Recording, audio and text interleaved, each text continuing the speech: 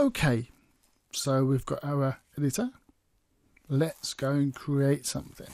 And the first one we're going to create, first page we're going to create, is the most simple page you can create at all. So I'm going to right click and I'm going to create a new folder. I'll call this new page. Okay, again, see a little bit of how to in brackets as well. And then I'm going to create a new file and just call it hello world.html, just to say there's an HTML file. If it's a HTML file, the browser thinks it's a HTML file, it'll load it. And we're just going to say hello world. We're not going to put any code in there at all.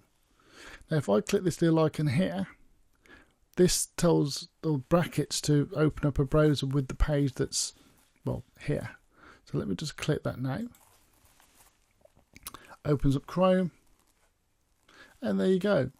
Hello world. Very simple.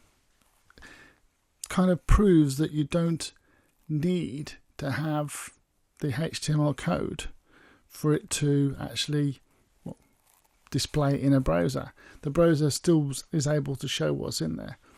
Notice the icon down here. This is the W3C validation. At the moment there's an issue because it's saying it's timed out. Don't worry about that error at the moment. You'll see when that becomes useful pretty soon. So let's continue on to the next lecture where we're actually going to create some HTML.